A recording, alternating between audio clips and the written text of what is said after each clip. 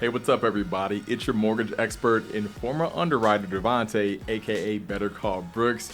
And if you're looking to buy a house in Chicago or the Quad Cities or anywhere I'm licensed in and want to know the biggest mistakes to avoid as a first-time home buyer, I've got you covered. You want to stick around because in this video, I'm going to help you out.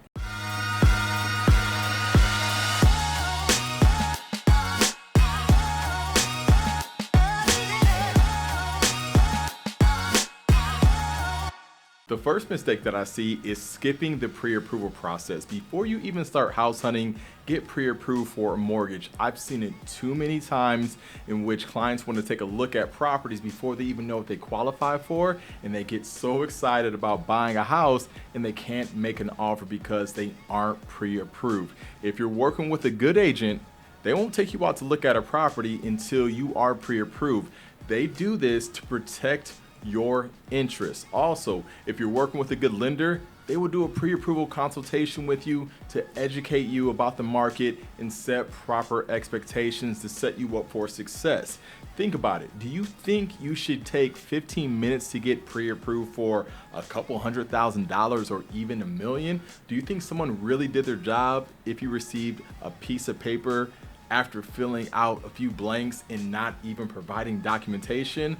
A proper pre-approval involves a credit check, verification of your income and employment, and I've heard it so many times from clients that started with the process with another person in the bank or a credit union, and then they went through my consultation process, and afterwards they say, why didn't I just do this up front? This process is so much easier. I feel so much more well-equipped and prepared after having a full consultation. The second mistake I see is hunting for a unicorn. Many first-time home buyers spend too much time looking for a house that ticks every single box on their wish list. While it's important to have a list of priorities, be prepared to compromise on some things. Remember, your first home isn't your last home. The housing market is competitive and the perfect house may not come along every day. Be flexible on things like square footage, finishes, or minor cosmetic issues. Focus on finding a home that meets your core needs in a good location with good bones. You can always renovate or update finishes later on. Mistake number 3 is ignoring professional advice.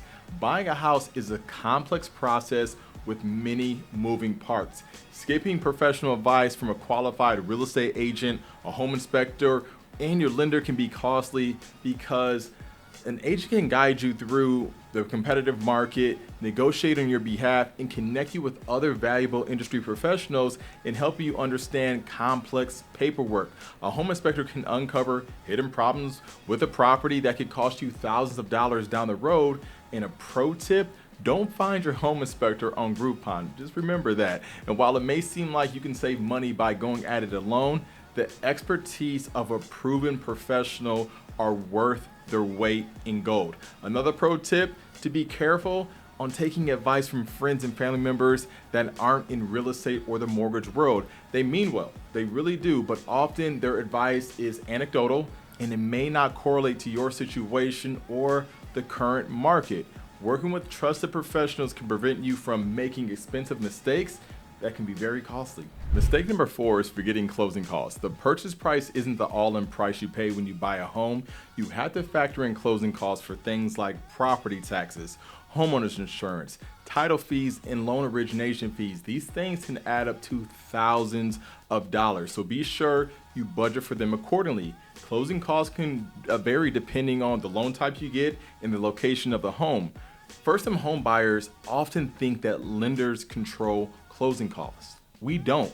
We combine all the invoices together from the third parties and present that information to you. It happens all the time with clients. They try to push through the process without understanding the numbers, and they get to the closing table or get their disclosures and the numbers are typically higher than what they expect. They get cold feet. They shut down from buying a property for a year or two because they think they're not ready. Slow down to speed up. Trust me here. The 5th and final mistake is unrealistic expectations. Many first-time home buyers fall into the trap thinking that there's all this free money out there and everything is going to be taken care of because it's the first time purchasing a home. I'm not trying to be the bearer of bad news, but the sky isn't going to rain money because you're buying your first house. Yes, there are down payment assistance programs out there. There are grants out there, but most have income restrictions, credit score requirements, and location restrictions. In addition, some of these programs, it's a trade-off. You may get money to purchase a home, but your interest rate may be higher than the market average, which means you're going to pay more money in interest over time. Remember, these tips in your home buying journey will be much easier. If you found this video useful, do me a favor, like, comment, subscribe. If you or anybody that you know can benefit from this, do me a favor, share it, be a friend. And if you want to have a conversation around what it looks like buying a house, getting pre-approved, or just general questions around real estate, home loans, or even financial strategies, reach out to us, book a call, and remember, if you haven't yet, you better call Brooks.